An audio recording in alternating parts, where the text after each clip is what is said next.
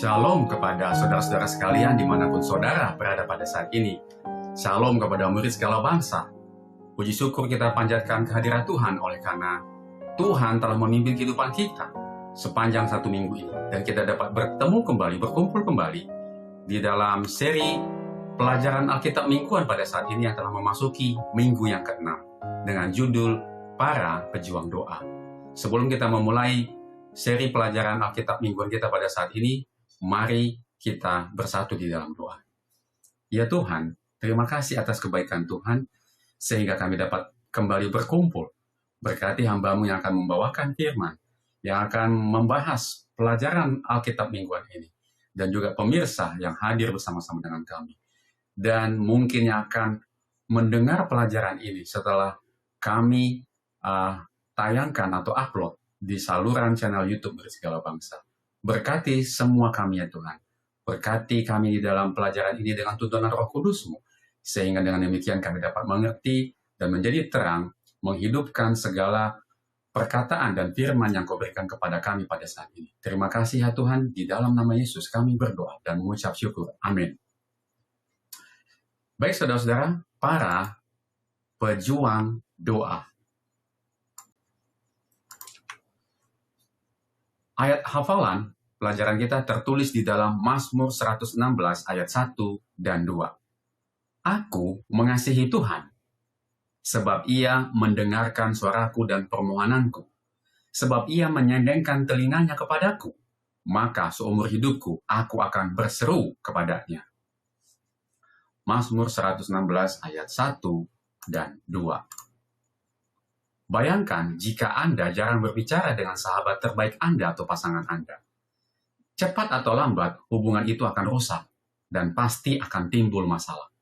Demikian juga, doa adalah bagian penting dalam memiliki hubungan yang erat dengan Tuhan. Ini adalah kebiasaan rohani yang sangat penting, yang dibutuhkan setiap orang dan dapat diperkuat. Jika kita tidak sering dan terus-menerus berdoa, cepat atau lambat kita akan menjauh dari Tuhan. Di dalam pelajaran ini, di dalam Alkitab dikatakan kita belajar tentang kehidupan. Pada saat ini kita akan belajar tentang kehidupan beberapa tokoh yang berdoa dengan cara yang berbeda-beda. Kita dapat melihat sejenak bagaimana persekutuan mereka dengan Tuhan itu mempengaruhi hubungan mereka dengan Tuhan. Apa yang mereka doakan dan bagaimana doa-doa mereka mengubah bahkan kehidupan orang lain. Ini benar, kehidupan doa kita berdampak tidak hanya pada diri kita, tetapi juga kepada orang lain. Sama seperti belajar Alkitab, seperti yang minggu yang lalu kita pelajari, topik doa ini juga sangat luas dan penting, dan jauh melampaui apa yang bisa dibahas hanya dalam 2 minggu ini. Pekan ini kita akan mempelajari beberapa pelajaran dari mereka yang berdoa di dalam Alkitab. Dan nanti akan saya tambahkan ada 5 contoh tambahan yang lain bagaimana mereka berdoa di dalam Alkitab. Dan menunjukkan kepada kita betapa pentingnya doa bagi hubungan yang kuat dengan Tuhan. Mari kita belajar dari teladan mereka. Pelajaran hari Minggu, Daniel yang setia. Daniel adalah salah satu pahlawan besar dalam Alkitab. Kita juga tahu kisah pertamanya. Di Daniel 1, Daniel berketetapan untuk tidak menajiskan dirinya dengan santapan raja. Kepada Daniel dan ketiga temannya, Allah memberikan pengetahuan dan kepandaian tentang berbagai-bagai tulisan dan hikmat.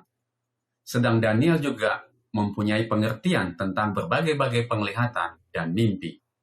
Alkitab menggambarkan Daniel sebagai orang yang bijaksana, karena roh Tuhan ada dalam dirinya, dan dia sangat dikasihi oleh surga.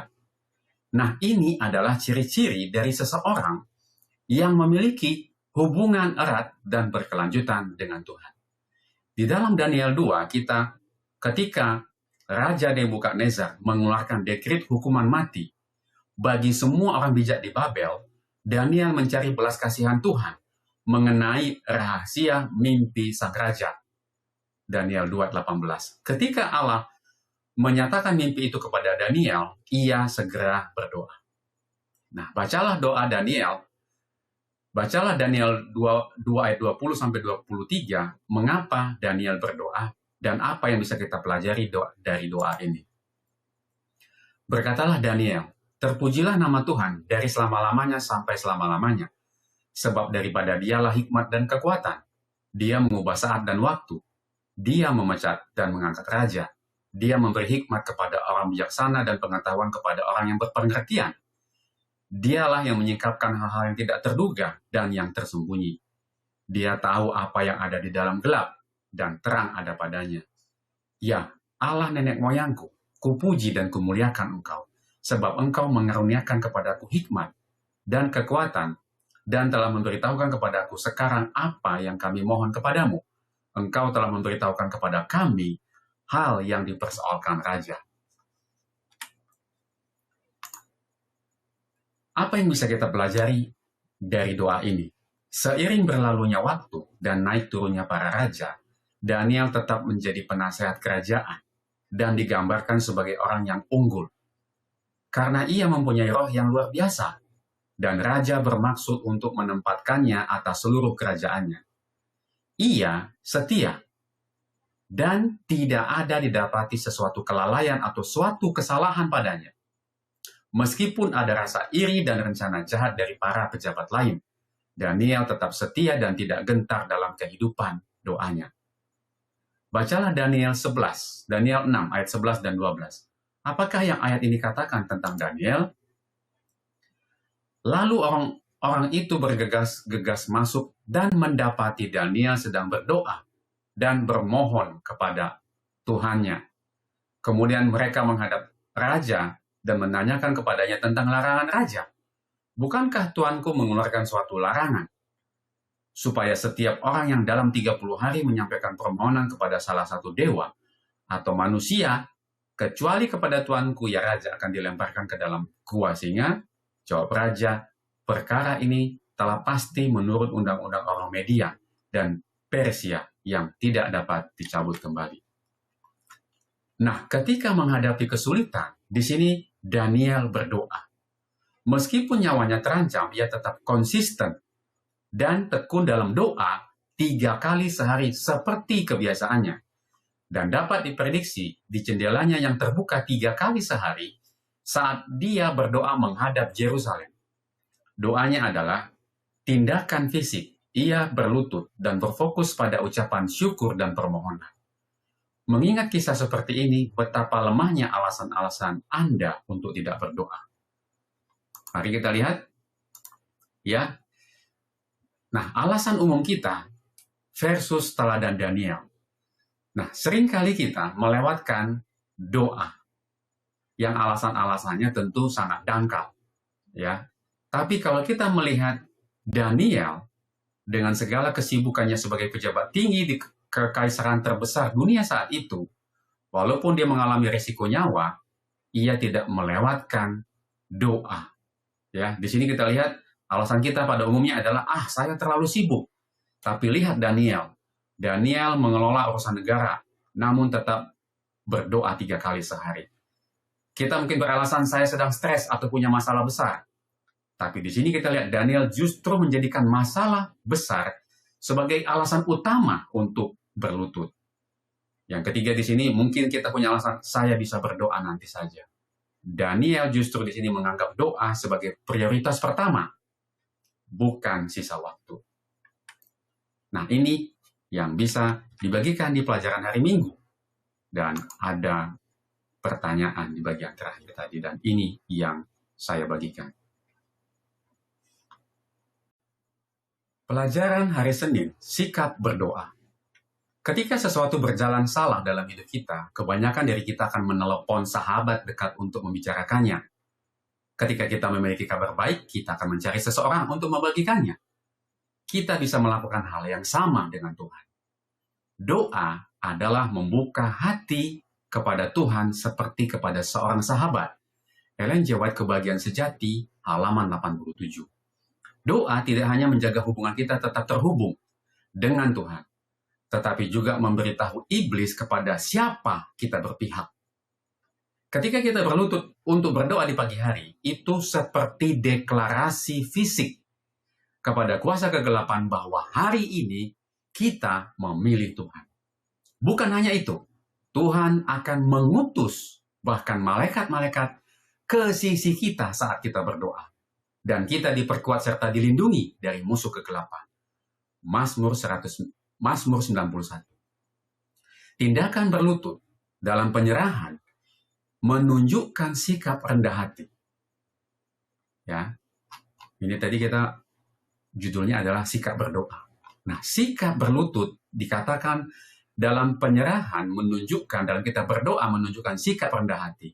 Ini berbeda dari duduk di kursi atau berbaring di tempat tidur saat kita berdoa, meskipun kita tetap bisa berdoa dalam posisi tersebut. Namun, saat kita berlutut di hadapan Tuhan, hati kita menyatakan penyerahan sepenuhnya. Karena tubuh dan kata-kata kita menyatakan bahwa Dialah yang berdaulat, Tuhanlah yang berdaulat, dan kita hanyalah anak-anaknya yang diciptakan. Bacalah ayat-ayat berikut, dan renungkan kehidupan yang berlutut dari masing-masing dari ayat ini. Mari kita lihat Daniel 6 ayat 10. Demi didengar Daniel bahwa surat perintah itu telah dibuat, pergilah ia ke rumahnya. Dalam kamarnya, atas tingkap-tingkap yang terbuka ke arah Yerusalem, 3 kali sehari ia berlutut, berdoa serta memuji Tuhannya seperti yang biasa dilakukannya. Lukas 22 ayat 41. Kemudian ia menjauhkan diri dari mereka kira-kira sepelempar batu jaraknya.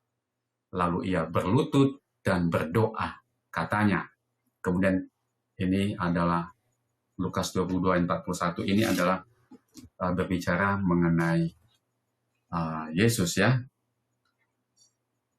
Lukas 22 ayat 41. Ini berbicara supaya kita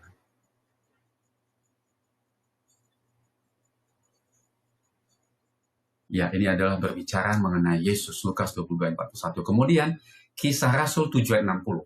Sambil berlutut ia berseru dengan suara nyaring, Tuhan, janganlah tanggungkan dosa ini kepada mereka. Dan dengan perkataan itu meninggallah ia. Kisah 7 ayat 60. Ya, ini berbicara mengenai Stefanus, ya, yang bahkan di dalam dia mau dibunuh pun, dilempari dengan batu, dia berdoa berlutut. Kisah 9 ayat 40. Tetapi Petrus menyuruh mereka semua keluar. Lalu ia berlutut dan berdoa. Ini ketika dia membangkitkan Tabita. Ya, kemudian Kisah 20 ayat 36. Sesudah mengucapkan kata-kata itu, Paulus berlutut dan berdoa. Semuanya menunjukkan sikap berlutut. Berdiri saat berdoa adalah praktek umum pada zaman Alkitab. Kemudian Alkitab juga memberikan contoh orang-orang yang duduk saat berdoa. Ya, ada di sini 2 Samuel 7 ayat 18, 2 Raja-Raja 4 ayat 38. Yang lain sujud dengan wajah menyentuh tanah di hadapan Tuhan. Meskipun sikap ini lebih jarang dikaitkan langsung dengan doa, melainkan lebih kepada penyerahan diri di hadapan atasan. Nah, bagaimana dengan kita? Bagaimana dengan Anda? Apakah sikap tubuh Anda saat berdoa?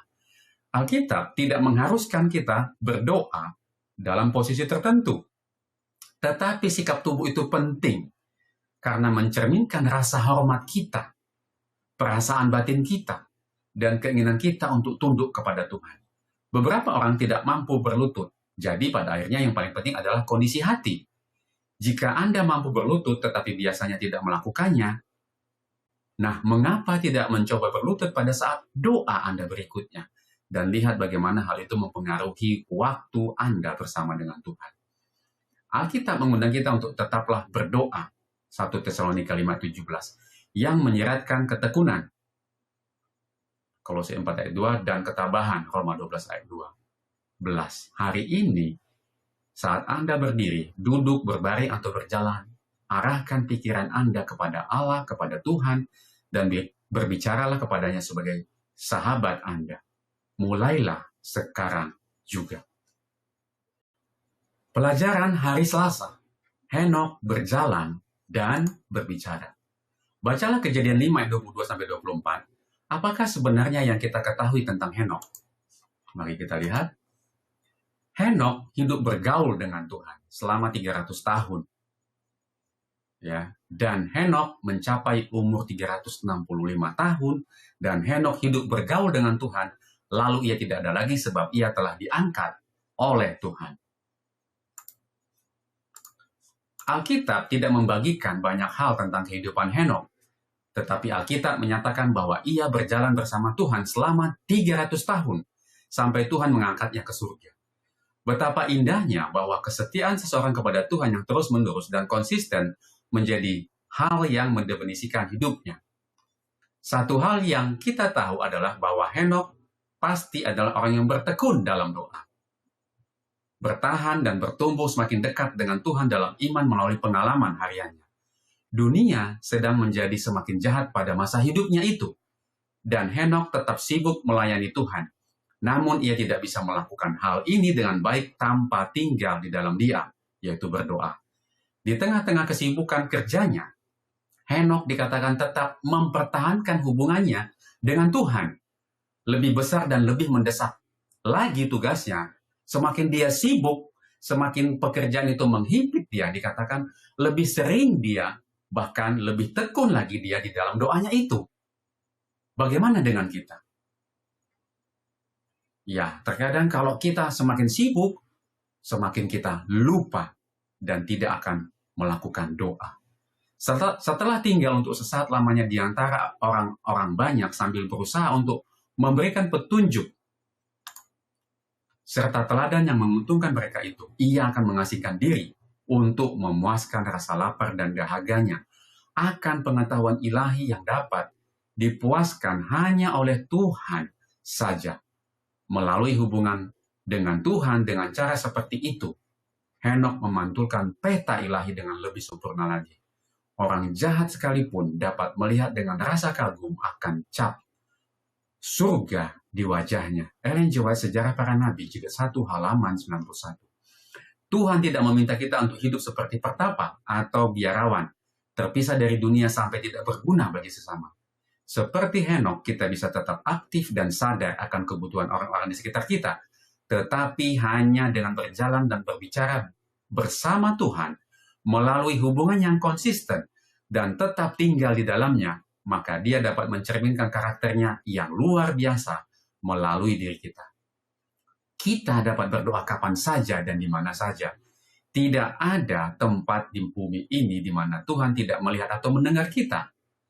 Dia selalu mendengar seruan hati kita, tidak peduli di mana kita berada.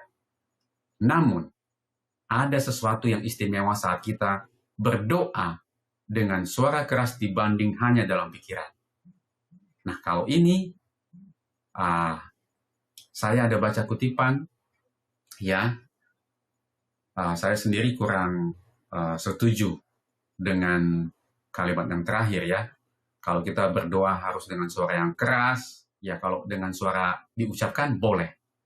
Ya, tetapi saya hanya membagikan pemikiran yang saya pernah dapatkan bahwa ketika kita berdoa, doa di dalam hati ya tanpa mengeluarkan kata-kata, itu mempunyai satu nilai rasa yang berbeda. Itu kalau menurut saya. Saudara bisa bagikan pengalaman saudara atau pendapat saudara di kolom komentar, ya.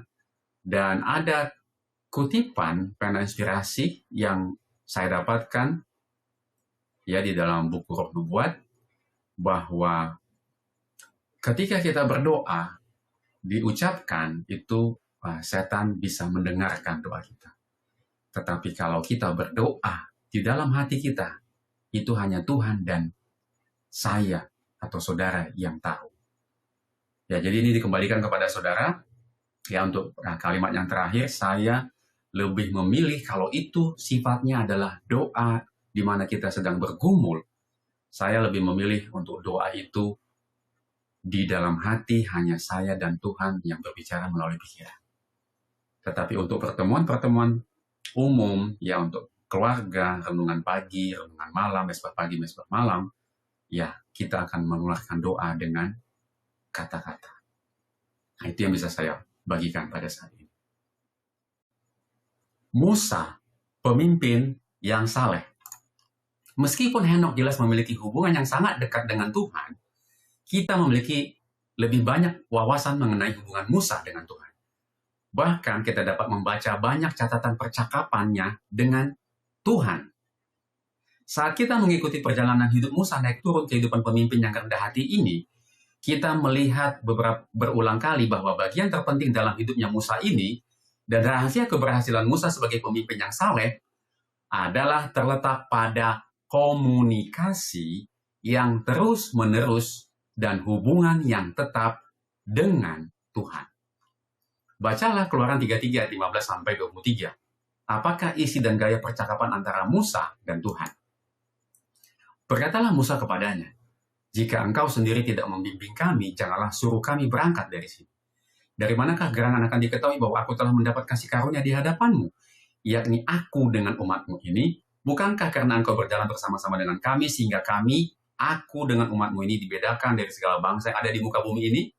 Berfirmanlah Tuhan kepada Musa, "Juga hal yang telah kau katakan ini akan kulakukan, karena engkau telah mendapat kasih karunia di hadapanku dan aku mengenal engkau." Tetapi jawabnya, "Perlihatkanlah kiranya kemuliaanmu kepadaku," kata Musa. Tetapi firman-Nya, Tuhan berkata kepada Musa, "Aku akan melewatkan segenap kegemilanganku dari depanmu dan menyerukan nama Tuhan di depanmu. Aku akan memberi kasih karunia kepada siapa yang kuberi kasih karunia dan mengasihani siapa yang kukasihani." Lagi firman-Nya, "Engkau tidak tahan memandang wajahku, sebab tidak ada orang yang memandang aku dapat hidup." Berfirmanlah Tuhan, "Ada suatu tempat dekatku, di mana engkau dapat berdiri di atas gunung batu. Apabila kemuliaanku lewat, maka aku akan menempatkan engkau dalam lekuk gunung itu, dan aku akan menudungi engkau dengan tanganku, sampai aku berjalan lewat. Kemudian aku akan menarik tanganku, dan engkau akan melihat belakangku. Tetapi wajahku," kata Tuhan, "tidak akan kelihatan."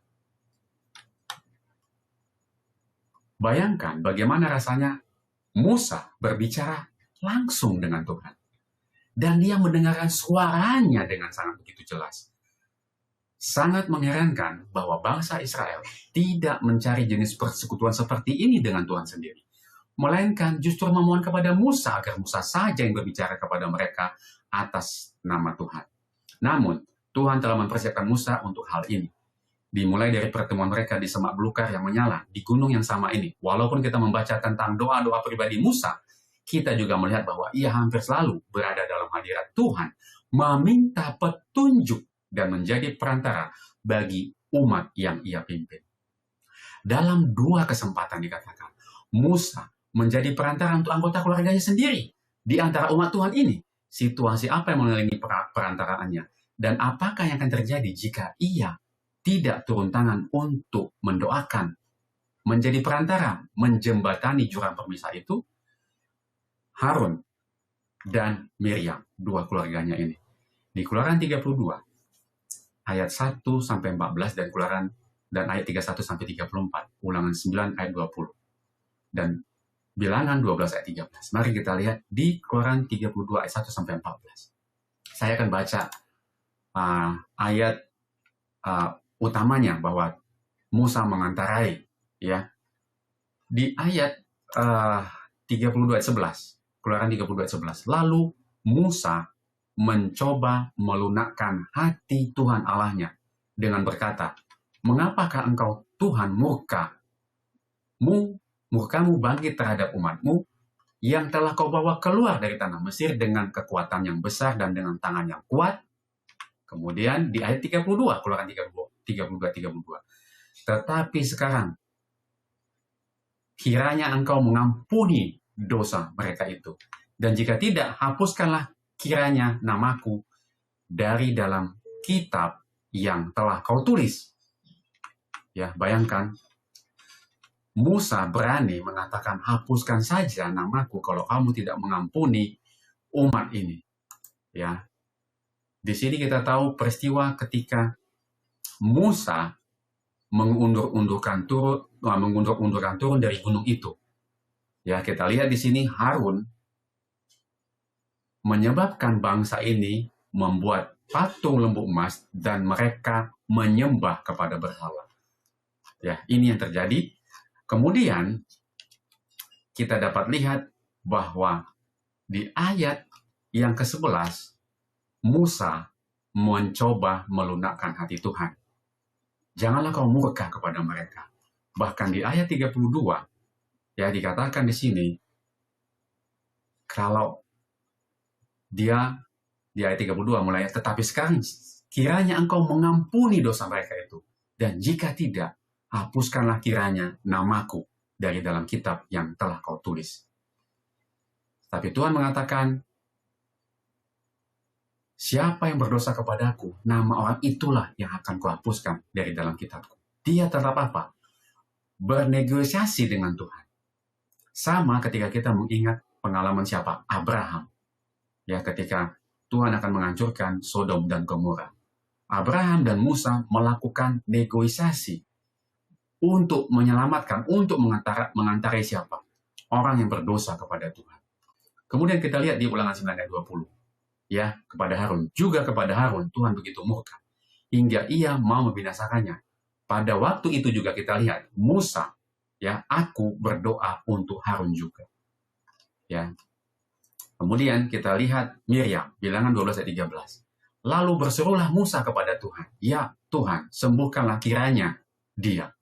Di sini Musa kita lihat, ya memang bagi Musa ada diskusi waktu saya dengan istri belajar tentang firman ini, sangatlah mudah untuk mungkin memaafkan bangsa secara umum. Ya Tuhan, ampunilah bangsa ini yang telah menyakiti hati. Tapi kalau untuk keluarga sendiri, ya ini Harun dan Miriam ini adalah keluarganya sendiri, dan dia mencoba membujuk Tuhan mengantarai. Ya kalau ada keluarga yang menyakiti hati kita, sanggupkah kita mengantarai bagi mereka, meminta kepada Tuhan untuk mengampuni mereka? Dan itu adalah keluarga kita. Dan hanya dengan kasih karunia Tuhanlah kita dimampukan untuk melakukan. Tapi Musa di sini melakukannya untuk bangsanya, untuk Harun keluarganya, juga untuk siapa? Untuk Miriam. Ya, mencoba melunakkan hati Tuhan dan meminta kepada Tuhan untuk mengampuni Harun dan siapa? Miriam. Yang luar biasa dari peristiwa dengan Miriam adalah bahwa Musa adalah korban dari perlakuan buruk dan kecemburuan saudarinya perempuannya ini. Ia bisa saja membiarkan Tuhan menghukum Miriam dan Harun sebagaimana pantasnya. Namun kita lihat justru Musa di sini cepat mengampuni, bahkan menjadi perantara untuk kesembuhan saudara perempuannya itu. Tindakan Musa ini mencerminkan kasih karunia Tuhan yang mengampuni para pendosa dengan cara yang sangat kuat. Bacalah Matius 5 ayat 44 dan Kolose 3 ayat 13. Tetapi aku berkata kepadamu, kasihilah musuhmu dan berdoalah bagi mereka yang menganiaya kamu. Sabarlah kamu terhadap yang lain dan ampunilah seorang akan yang lain apabila yang seorang menaruh dendam terhadap yang lain. Sama seperti Tuhan telah mengampuni kamu, kamu perbuat jugalah demikian. Pertanyaannya, bagaimanakah Anda dapat belajar untuk melakukan yang diperintahkan dalam ayat ini? Mengapakah hal ini penting untuk dilakukan? Ya, kita harus belajar sama seperti siapa? Musa. Dan ini memang penting untuk kita lakukan karena kalau kita tidak mengampuni orang yang bersalah kepada kita, maka Tuhan tidak akan juga mengampuni kita dan kita juga tidak akan bisa masuk dan layak ke dalam kerajaan surga. Pelajaran hari Kamis, Musa menjadi perantara bagi bangsa. Bacalah Keluaran 32 ayat 31 sampai 32. Apakah hal yang ini ajarkan kepada kita tentang Musa dan doanya? Ya, ini kita sudah baca ya. Lalu kembalilah Musa menghadap Tuhan dan berkata, bangsa ini telah berbuat dosa besar. Sebab mereka telah membuat Allah emas bagi mereka. Tetapi sekarang, kiranya engkau mengampuni dosa mereka itu. Dan jika tidak, hapuskanlah kiranya namaku dari dalam kitab yang telah kau tulis. Musa dengan berani menjadi perantara bagi umat Tuhan berkali-kali. Musa berpaling kepada Tuhan ketika bangsa itu kehausan. Keluaran 15 ayat 25 sampai 17, ayat 2 sampai 6. Ketika mereka kelaparan dan dalam keputusasaan yang mendalam. Ada ayat-ayatnya saudara bisa lihat.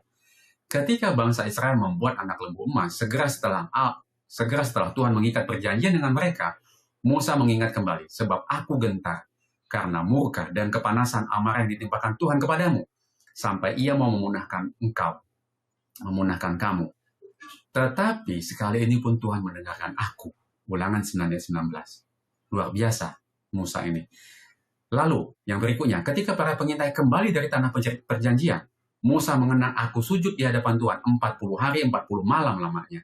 Aku sujud karena Tuhan telah berfirman akan memunahkan kamu.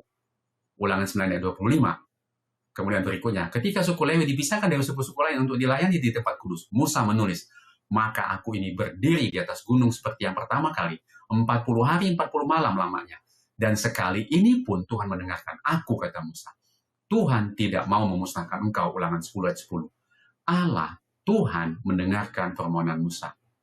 Kita bisa belajar banyak dari kehidupan Musa tentang doa dan berpegang teguh pada Tuhan. Di sini kita lihat Musa memiliki kasih yang mendalam kepada Tuhan. Dan gambaran yang jelas tentang karakternya. Allah, Tuhan menggambarkan dirinya kepada Musa dalam Keluaran 34 ayat 6. Tuhan, Tuhan, Tuhan. Tuhan penyayang dan pengasih, panjang sabar, berlimpah kasihnya dan setianya. Musa berani dan setia, terus berpegang pada Tuhan sepanjang perjalanan panjang dan melelahkan menuju tanah perjanjian. Walau mengalami perjuangan seperti kita semua, Musa tetap mempercayai kuasa, kehadiran, dan pimpinan Tuhan dalam hidupnya. Keluaran 33:13. Kemudian berikutnya, Musa mengingatkan Tuhan akan perjanjiannya. Keluaran 32:13. Mengklaim janji-janji Tuhan atas nama umatnya. Ulangan 7:8. Dan mengingat pimpinan Tuhan di masa lalu. Ulangan 8 ayat 2. Dan di sini kita melihat juga Musa menerima jawaban Tuhan atas doanya. Apakah itu iya atau tidak? Memiliki hubungan yang dekat dengan Tuhan tidak secara otomatis berarti kita akan selalu mendapatkan apa yang kita inginkan. Tetapi kita harus tetap berdoa dengan ketekunan. Siapa yang saat ini membutuhkan doa syafaat dari Anda? Apakah yang menghalangi Anda untuk berdoa sekarang juga? Ya, ini pertanyaan untuk kita semua. Mengapa seringkali lebih mudah bagi kita untuk menghakimi orang lain daripada bertekun mendoakan seperti yang dilakukan Musa selama 40 hari? Kita harus mencontoh kehidupan berdoa Musa. Kita lebih sering mudah untuk menghakimi. Seharusnya seperti Musa, walaupun ada yang kita lihat memang jatuh ke dalam dosa dan kesalahannya, kita harus melakukan doa pengantaraan bagi mereka. Sampai kita tidak melakukan doa seperti ini kepada Tuhan untuk jiwa-jiwa yang terancam binasa dan dimusnahkan oleh Tuhan, maka kita tidak akan layak untuk masuk ke pintu gerbang surga, menyambut kedatangan Tuhan yang kedua kali, dan upah kehidupan kekal itu tidak akan bisa menjadi bagian kita sampai kita memiliki jiwa dan karakter Yesus, jiwa dan karakter seperti Musa. Pelajaran hari Jumat, pendalaman. Pada akhirnya kita seharusnya berdoa karena kita sangat mengasihi Tuhan. Dan kita tidak bisa menahan diri kita untuk tidak membagikan segala dalam hidup kita kepadanya. Sukacita dan keberhasilan hidup, beban dan kekhawatiran, permintaan dan kebutuhan sehari-hari. Hendaklah kita begitu dekat dengan Tuhan. Sehingga dalam setiap ujian yang tak terduga, pikiran-pikiran kita akan berpaling kepadanya. Seperti halnya bunga yang berpaling kepada matahari. Bawalah segala keinginanmu, sukacitamu, kesedihanmu, kekhawatiranmu, dan ketakutanmu di hadapan Tuhan. Engkau tidak dapat membebaninya. Engkau tidak dapat membuat dia lelah. Ia yang menghitung jumlah rambut di kepalamu tidaklah bermasa bodoh terhadap keinginan-keinginan anak-anaknya. Hati yang penuh kasih terjamah oleh penderitaan kita dan bahkan dengan ucapan kita ketika kita menceritakannya kepadanya. Bawalah segala sesuatu yang membingungkan pikiranmu kepadanya. Tidak ada yang terlalu besar untuk ditanggungnya. Karena ia yang memegang dunia. Ia mengatur semua perkara di alam semesta ini. Tidak ada sesuatu hal yang mengganggu kedamaian kita terlalu kecil baginya untuk diperhatikan. Tidak ada satupun hal dalam pengalaman hidup kita yang terlalu gelap baginya untuk dibaca. Tidak ada kekusutan hidup yang terlalu sulit baginya untuk diselesaikan. Tidak ada bencana yang dapat terjadi pada anak-anaknya yang paling kecil sekalipun. Tidak ada kegelisahan yang mengusik jiwa. Tidak ada kegembiraan yang menyenangkan hati. Tidak ada doa yang sungguh-sungguh yang keluar dari bibir yang tidak diperhatikan Bapa kita di surga atau yang tidak segera diperhatikan. perhatikan kalimat yang saya highlight warna merah. Hubungan yang terjadi antara Tuhan dengan setiap jiwa, dengan saudara dan saya, adalah istimewa dan sempurna. Seperti tidak ada jiwa lain di atas muka bumi ini yang perlu memperoleh penjagaannya. Tidak ada jiwa lain untuk siapa ia telah mengaruniakan anaknya yang tunggal itu, kecuali dia itu adalah siapa? Saudara dan saya. Ellen G. White, Langkah kepada Kristus, halaman 171 sampai 173. Kita telah menyelesaikan bagian dari pendalaman. Kita akan masuk kepada bagian pertanyaan. Ada pertanyaan-pertanyaan untuk diskusi di sini di bagian Jumat pendalaman. Ada 3 pertanyaan. Mari kita langsung. Pertanyaan pertama, apakah Anda menggambarkan doa sebagai bentuk yang indah atau sebagai beban? Apakah yang membentuk pandangan Anda tersebut? Mari kita lihat. Doa ini kenyataan atau beban? Ya, jika kita melihat Tuhan sebagai hakim yang keras atau polisi surga, ya doa seperti laporan pertanggungjawaban yang menegangkan, itu adalah beban. Tapi jika kita melihat Tuhan sebagai Bapa dan sahabat, yang digambarkan tadi seperti kutipan yang tadi di hari Jumat di bagian pendalaman, doa menjadi tempat perhentian dan sumber kekuatan atau keindahan. Ya, kemudian yang berikutnya.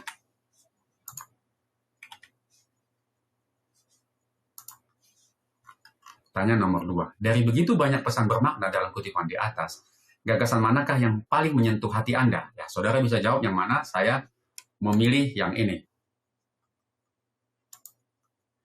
Ya, hubungan yang terjadi antara Tuhan dengan setiap jiwa adalah istimewa dan sempurna. Tadi yang saya highlight warna merah.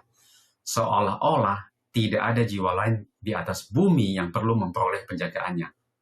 Ini menghancurkan perasaan bahwa kita hanya salah satu dari miliaran manusia.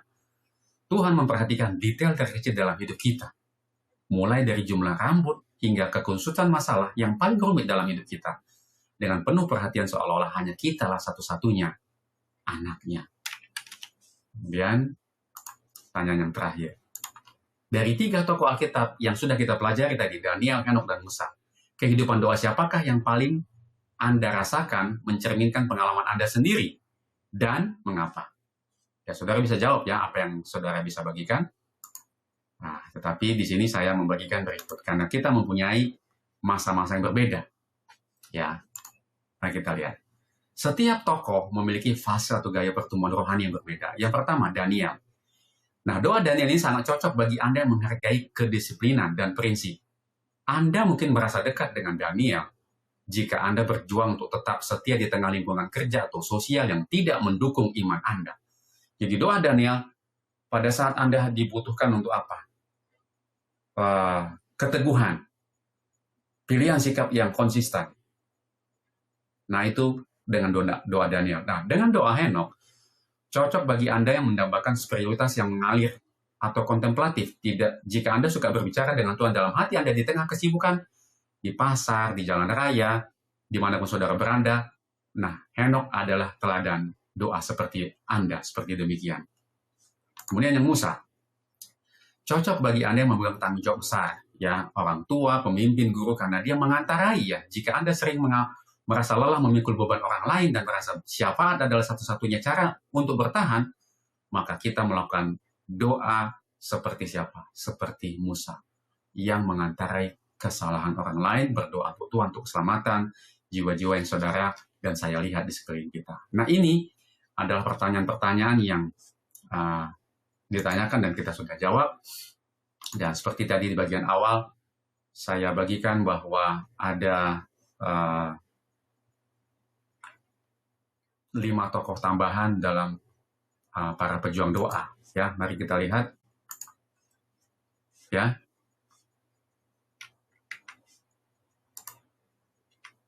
Yang pertama adalah Elia. Ya, ia adalah seorang nabi yang berdoa dengan sangat tekun. Alkitab mencatat bahwa ia berdoa dengan sungguh-sungguh agar hujan tidak turun dan kemudian berdoa kembali hingga langit memberikan hujan. Ya, Elia. Singkat saja, kemudian ada Hana.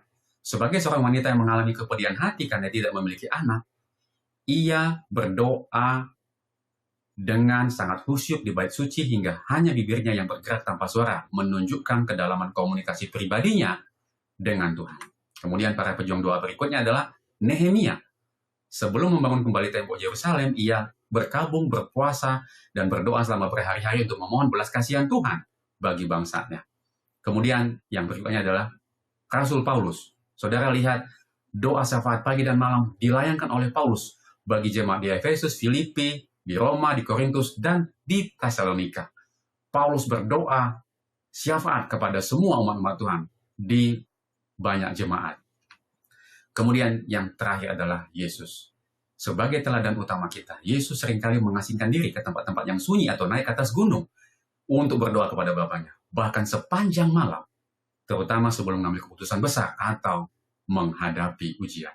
Inilah para pejuang doa kita. Ada 5 tokoh yang saya tambahkan dan semoga ini semakin melengkapi kita untuk kita juga menjadi pejuang doa dalam kehidupan kita.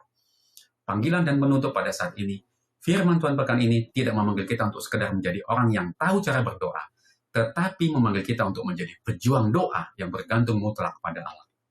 Dunia hari ini begitu bising dan sibuk, berusaha mencuri perhatian kita, agar kita merasa mampu berjalan sendirian.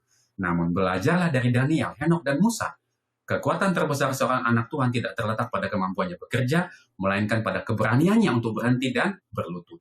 Jangan biarkan kesibukan menjadi berhala yang menjauhkanmu dari sahabat terbaikmu. Jangan tunggu badai datang baru mencari Tuhan. Jadikanlah hadiratnya sebagai nafasmu setiap saat. Yang terakhir, hari ini ambillah keputusan itu. Bukalah jendela jiwamu lebar-lebar ke arah surga. Jadikan doa sebagai prioritas yang pertama, bukan pilihan sisa atau yang terakhir. Sebab hanya dengan berjalan bersama Tuhan, kita memiliki kekuatan untuk menghadapi dunia. Dan hanya melalui doa syafaat yang tulus, seperti Musa, kita bisa menjadi berkat bagi sesama, menyelamatkan orang lain. Mari kita kembali berlutut, karena di sanalah kemenangan sejati bermula.